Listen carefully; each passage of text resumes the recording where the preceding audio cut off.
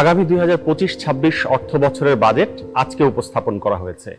সাধারণত যখন বাজেট আসে তখন সাধারণ মানুষের মনে বা মধ্যবিত্ত মানুষের মনে সবচেয়ে বেশি যে প্রশ্নটি ঘুরপাক খায় সেটি হচ্ছে আমার জন্য কোথায় কোথায় ট্যাক্স বাড়লো, কিংবা আমি এখন থেকে কি কি করলে আমার উপর মূসক বা মূল্য সংযোজন কর বেশি দিতে হবে, অথবা ব্যবসা বান্ধব হলো কিনা বাজেটে, কোথায় কোথায় ব্যবসার উপরে বেশি শুল্ক বসানো হলো।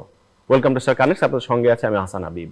করের বিভিন্ন বিষয় নিয়ে কথা বলতে, বিশেষ করে এই বাজেটে কোথায় কোথায় কর বাড়ছে, কোথায় কোথায় কর কমছে, এসব বিষয় নিয়ে কথা বলতে আজকে আমাদের সঙ্গে রয়েছেন কর বিশেষজ্ঞ স্নেহাশিস বড়ুয়া। দাদা, welcome to our show. Thank you very much for inviting me. এই যে আমরা দেখলাম যে বাজেট হলো, আপনি জানেন যে আমাদের দেশে কিন্তু প্রায় 27 মাস ধরে হাই ইনফ্লেশন একটা রিজিম চলছে। এই অবস্থায় মানুষ কিন্তু প্রত্যাশা করেছে যে তার যে করমুক্ত আয় সীমা সেখানে হয়তো কিছুটা রিলিফ আসতে পারে, কিন্তু আমরা এই বছর অন্তত দেখছি না। সেটা আগামী 2 বছরের জন্য তাও 25,000 টাকা করে বাড়ানো হচ্ছে। এটি নিয়ে কিছু বলবেন কিনা? আসলে দেখুন, মানে আমাদের যে প্রায় 40 লাখের উপরে ট্যাক্স ফাইলার আছে তার সিংহভাগই হচ্ছে আসলে ইন্ডিভিজুয়াল। মানে আপনি ধরতে পারেন যে অলমোস্ট মোর দ্যান 80% হচ্ছে আপনার ইন্ডিভিজুয়াল। তো স্বাভাবিক সবার আগ্রহ তো আসলে ইন্ডিভিজুয়াল ট্যাক্সেসে কি চেঞ্জ আসছে সেটা নিয়েই থাকে। আর যেহেতু বাংলাদেশ খুব সুন্দরভাবে আপনার বলবো যে প্রসপেক্টিভ বেসিস ট্যাক্সেশন সিস্টেম চালু করেছে গত আপনার অর্থ আইন থেকে, এই বছরও কিন্তু তার এক্সেপশনস না।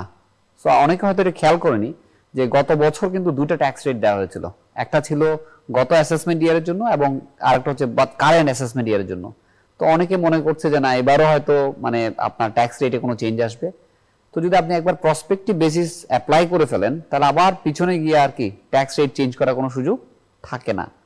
তো এবারও আপনি দেখবেন যে এবছর সামনে 2 বছরের জন্য আপনার এই ট্যাক্স রেটগুলোকে ডিক্লেয়ার করা হয়েছে।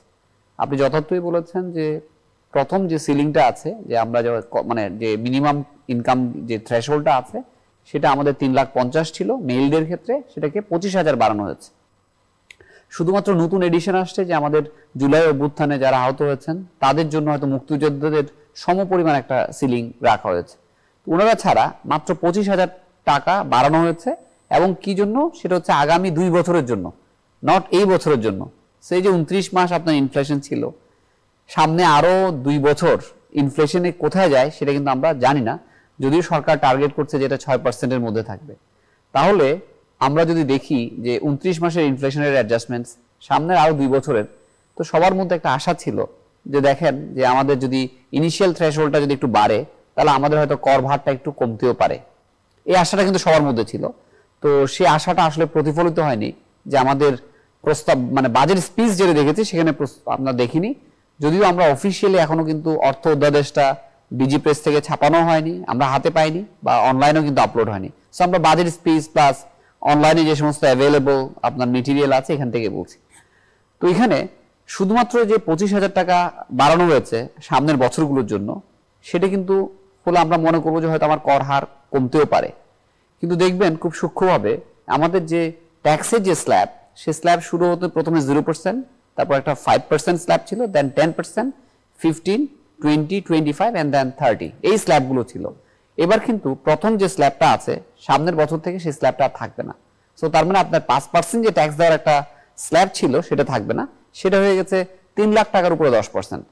তো খুবই স্বাভাবিক, আগে যিনি 1 লাখ টাকার উপরে 5% দিতেন এখন তাকে এই 1 লাখ টাকার উপরে 10% দিতে হবে, এবং প্রত্যেকটা স্ল্যাবের সেটা একটা কাসকেডিং ইফেক্ট থাকবে। সো যার ফলে দেখা যাচ্ছে যে যারা আসলে এই মধ্য আপনার মিড ব্যান্ডে যারা পড়ে তাদের কিন্তু আমরা দেখেছি সিমুলেশন করে 30 থেকে 40%, কারো কারো ক্ষেত্রে 50% পর্যন্ত কি গত বছরের থেকে আপনার ট্যাক্স লায়াবিলিটিটা বাড়তে পারে। সো ট্যাক্স লায়াবিলিটি বাড়লে খুবই স্বাভাবিক। এই জায়গাটা দাদা আরেকটু বুঝায় বলবেন কিনা, যে বিশেষ করে যে মধ্যবিত্ত আপনি যাদের কথা বলছেন, যে মধ্য আয়ের যারা, তাদের আসলে আপনি বলছেন যে ট্যাক্স ভারটা অনেক বেড়ে যাবে, এটা একটু বুঝিয়ে বলবেন কিনা যেটা কিভাবে বাড়ছে? এটা আমি ধরি যে 10 লাখ টাকা যার ইনকাম বাৎসরিক, তাদের ক্ষেত্রে কিভাবে বাড়ছে? এটা আমরা একটা ক্যালকুলেশন করে দেখেছিলাম যে 10 লাখ টাকা পর্যন্ত যাদের ইনকাম হয় তাদের প্রায় ধরেন যদি গত বছর তাদের ট্যাক্স হয় সে 15,000 টাকা, এবছর হয়তো তাদের ট্যাক্স হয়ে যাচ্ছে 19,000 বা 20,000 টাকা। সো 5,000 টাকা বাড়ছে, মানে আমরা ক্যালকুলেশনটা করার পর। খুবই স্বাভাবিক, যদি আপনার 15,000 টাকা ট্যাক্স লায়াবিলিটি ছিল, 5,000 টাকা যদি বাড়ে, সো ইট ইজ অলমোস্ট আপনার 33% ইনক্রিজের মতো। মানে যিনি আসলে পাবেন তার নেট টেক হোম কিন্তু কমে যাবে। এটা তো একটা ক্যালকুলেশনের বিষয়।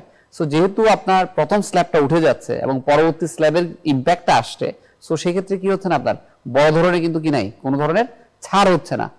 এবং যারা মানে উচ্চ আয় করেন, মানে ধরেন 30% স্ল্যাবে যাবে, তারাও আশা করেছিল যে 25% স্ল্যাবে হয়তো আরেকটু বাড়ানো হবে, কারণ it is a progressive taxation, যে আপনার আয় যত বাড়বে আপনার কত রেটটা তত আপনার কি থাকবে, বা আপনার ট্যাক্সটা তত বাড়তে থাকবে।